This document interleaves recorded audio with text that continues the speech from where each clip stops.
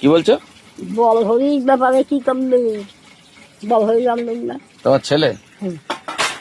তোমার ছেলে বিয়ে শাদী করে কোথায় আছে? না, কারোর সাথে আছে, যোগাযোগ করে না? আছে, ঠিক জায়গায় উত্তর দিকেই আছে। হ্যাঁ, উত্তর দিকে আছে। আছে ঠিক আছে। উত্তর দিকে না, উত্তরপ্রদেশে আছে। উত্তরপ্রদেশে উত্তরপ্রদেশে আছে। তো দেখ তুই জানিস। ও এখন প্রধানমন্ত্রী নরেন্দ্র মোদীর সাথে থাকে। হ্যাঁ, ও আসবে না এখন আর। ওর গাড়ি বাড়ি বিশাল ব্যাপার, হেলিকপ্টার প্লেন সব হয়ে গেছে। 8-10টা বিয়ে করেছে তোমার ছেলে, 20-25টা বাচ্চা কাচ্চা হয়েছে। ও এখনো ওর মতন করে জীবনযাপন করছে। তা চল আমি দেখতেছি। হ্যাঁ, দেখছি ছেলেকে দেখতে যাবে? দেখতেছি। ছেলে যদি বলে তখন যাব। ছেলে অনুমতি দিক আগে। ছেলের কথা না বললো কি করবে? হ্যাঁ, ছেলের কথা বললো কি করবে? তুমি তো বললে ছেলেকে দেখতে যাবে। হ্যাঁ, কোথায় আছে আমি নিজেই জানি না। ঠিক আছে, যাবো দেখতে। কবে যাবে? দেখি ছেলে ফোন করুক। না, কর, ফোন কর। হ্যাঁ, ফোন কর। ফোন করবো। হুম। ঠিক আছে, কালকে ফোন করবো। আজকে ঘরে আছে।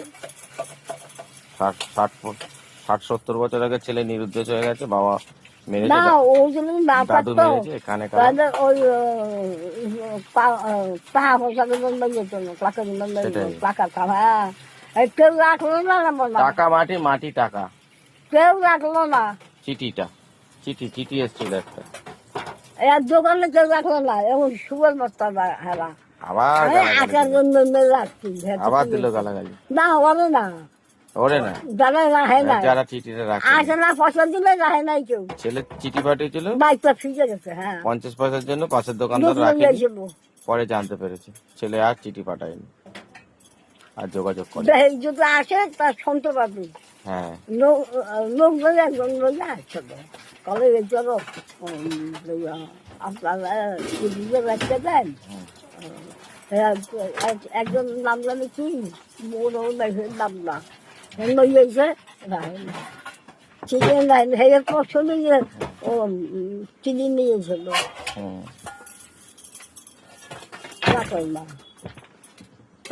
আমার কপাল খারাপ। দাদু আলুর ব্যবসা করতো, পাশের দাদুর দোকান বন্ধ করে চলে গেছে। পাশের দোকানদার নাকি চিঠি এসেছিল, পরে উনি পাশের দোকানদার পরে দোকান বন্ধ করেছে।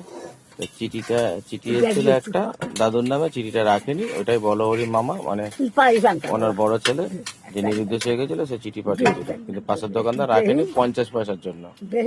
নাহলে যোগাযোগ, তারপর থেকে আর যোগাযোগ করেনি। কি ঠিক বলছো তো টুম্পা? হ্যাঁ, 50 পয়সার জন্য চিঠিটা রাখেনি। বাটানগর 1 নম্বর গেটে এখনো তার দিদি আছে। যদি খোঁজ পান তাহলে একটুখানি দেখবেন। মানে ওনার মা? আমরা এখনো আছি। হ্যাঁ, মানে আমার মায়ের কথা বলছি। তার বড়দি এখনো আছে বাটানগর 1 নম্বর গেটে। সে ভাববে কোথায় চলে গেছে, আসবো না, যাবো না। এই তো তার মাই তো আছে এখানে, আবার কি? তার মা আছে এখানে। হ্যাঁ, যদি ভিডিওর মারফতে জানতে পারে। হ্যাঁ, তুই আনলা, তুই আর বলহরি সাহা আইবে তোর আছে, তুই আনবে সবাই তো দেখো।